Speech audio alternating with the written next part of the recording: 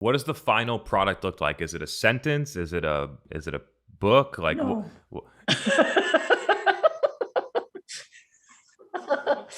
help us understand, what does the end product look like? I really hate positioning statements for a bunch of reasons. Like one, I hate the idea that people think you can actually do positioning by filling out a Mad Libs sentence thing like that. That's nonsense to me. The second thing I don't like about the positioning statement is I just don't think it's a very good way of capturing your positioning. Like positioning is going to get used in a lot of stuff. Like it's going to get used to build a sales pitch deck. It's going to get used for messaging. It's going to get used in a lot of the stuff you're doing in marketing. So if I'm going to capture the positioning, I should capture it in a way that somebody in marketing would find it useful. So typically I need more detail in there than just a word when I'm talking about the market category, or a word when I'm talking about like value proposition. Like there's no way you can capture that in a sentence.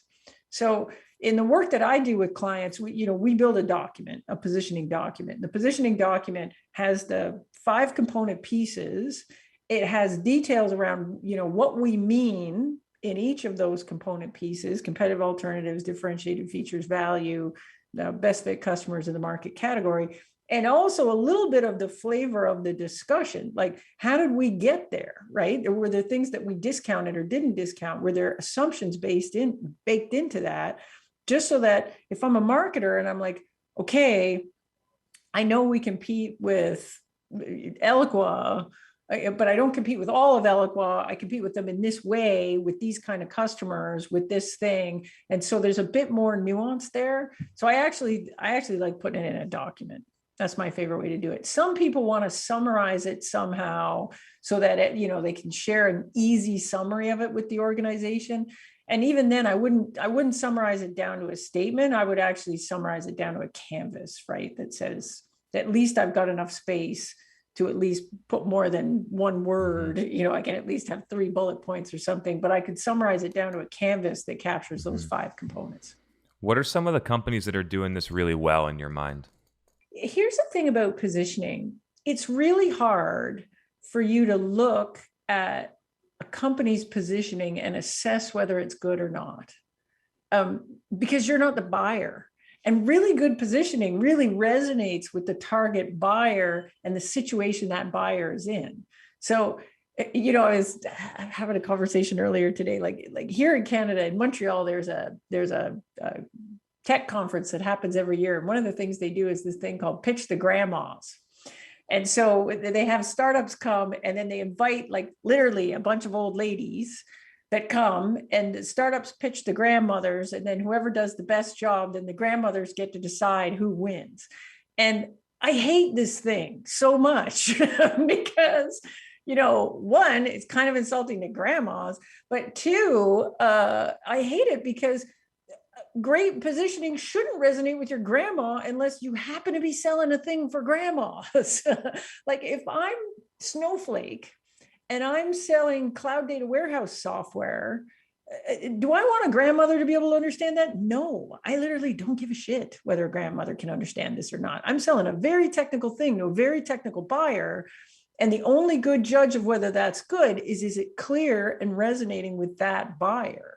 So unless you're an expert in the space or you happen to be a buyer in the space, you would land on Snowflake's website, which I've spent a lot of time in the data market, and I think their positioning is chef's kiss, so good.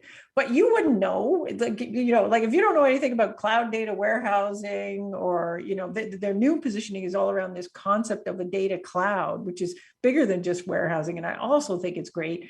But you wouldn't know, like if you weren't in that space, you don't know who they're differentiating against. You don't know what they're doing. Like you'd land at that thing and go, what the heck is a data cloud, man? Like you wouldn't know. So I think there's a danger. This is why a lot of people get into bad trouble with trying to have their agency do positioning, frankly, because they'll go to an agency that isn't a specialist in their market. And in fact, the agency does B2B, B2C, all kinds of stuff.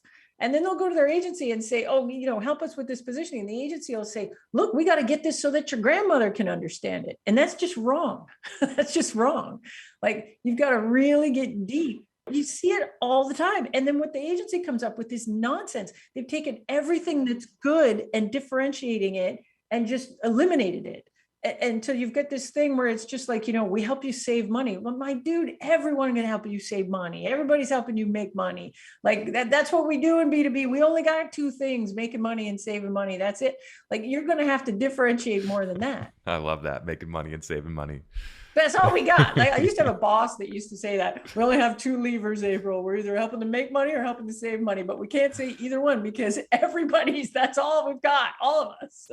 So we got to get more specific than that. Otherwise we sound like everybody else selling software to businesses.